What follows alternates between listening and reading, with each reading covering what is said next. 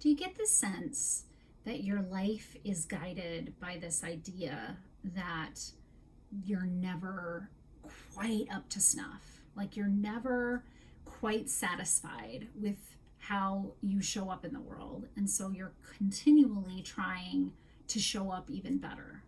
It's this idea that you just don't feel good enough ever. Like in any of the things that you're doing. I mean, maybe you kind of grasp one that feels kind of good enough, and then that just kind of slips through the cracks as soon as there's any kind of mess up, right? Hi, I'm Dr. Natalie Marr. I'm a clinical psychologist and a life transition expert, and it is my passion to help women in midlife recognize that, man, this is a steep drop off, and many of us feel like we don't like our lives anymore, but nobody's talking to anybody about that. And it's my passion to really help you understand that's normal to feel that way, and it's no way to live. And at Learn to Love Your Story, I'm really going to help people walk through this journey in their life and come out feeling skilled, feeling able to manage things like not feeling good enough.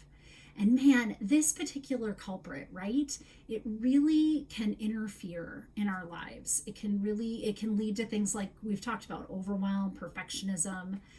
It really can make us worry and ruminate and always try to be planful to make sure that we do it the right way. And yet that doesn't ever seem to get accomplished because the underlying story that we're telling ourselves is it never matters, we're never going to be good enough. Until you change that story, there isn't much that's going to budge that underlying gnawing feeling. We can go on the diet, we can date the right people, we can get the right jobs, we can do the right projects.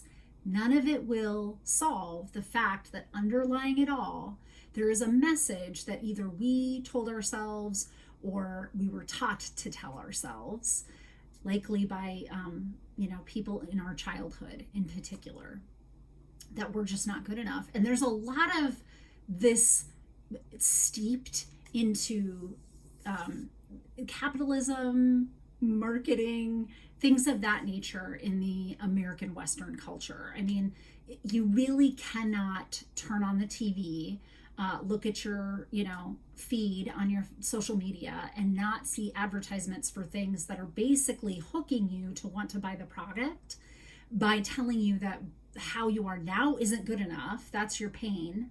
And then here's what you can buy so that we can get rid of that pain.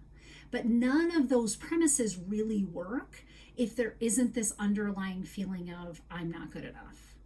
So I want to hit this head on with you.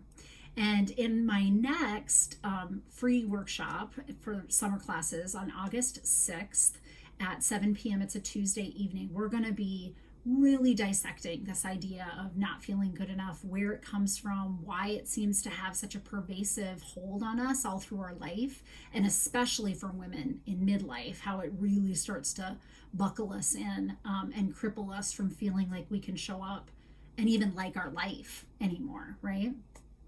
So please go to learntoloveyourstory.com, sign up for my free workshops for the summer because you can join us on Tuesday, August the 7th at 7 p.m.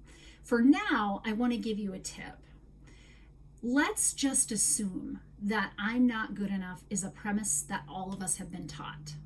For good or for not good, it was, somehow steeped in our youth and now has become an underlying rule that we live our life by without even sometimes being aware of it. Like we're just not even self-aware that it's happening.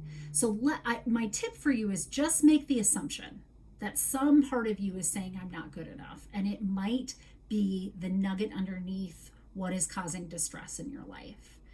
Because it's that message, you need to counter that message with showing up to yourself feeling good enough about something.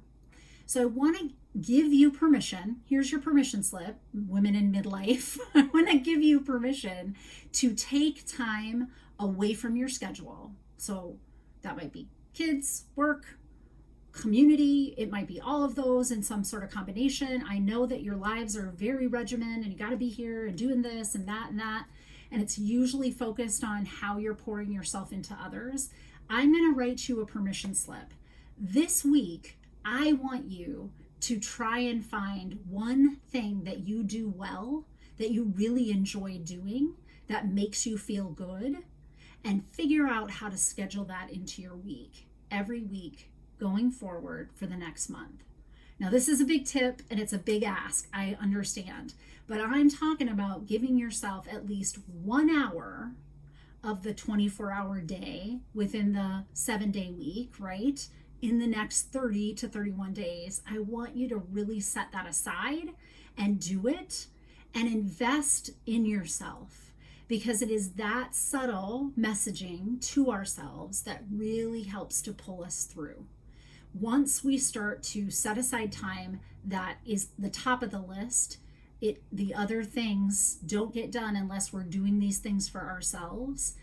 It's the only way that we start on a very subtle level undermining this thought of I'm not good enough. It's hard to just head on take that on with just the way that you're thinking. I'm sure that you want to think differently. Many of us do. I'm sure when we notice it happening, we get frustrated because we think we know better and shouldn't get caught up in this I'm not good enough, cycle again. And yet we do. So I am challenging you with this tip to actually change behavior. Behavior also will drive cognitive change. Behavior, being our first language, is a way that we talk to our body mind, with a language that we've known since we were infants.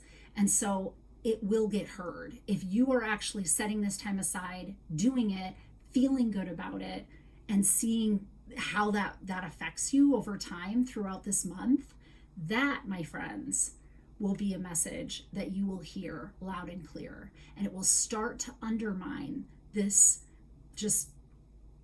principle of I'm not good enough that you've been fed, that environment, that media, that culture, society are feeding you, and that you kind of are buying hook, line, and sinker, whether you want to or not. So it'll really start to undermine that. So go with that tip for the month and stay compassionately self-aware, and you too can learn to love your story.